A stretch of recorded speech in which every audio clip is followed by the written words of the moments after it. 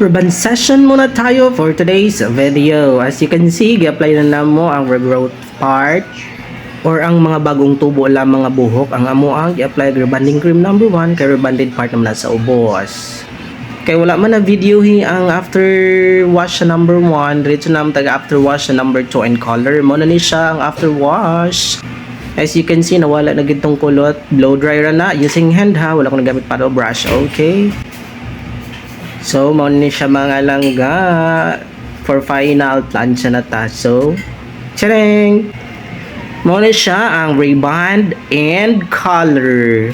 Dagan ka kayong salamat sa paglantaw. Bye! Ay, wala pa di ay nahuman kay taas pa man ini gamay. So, mo ni siya. Bye, ladies and gentlemen. Char.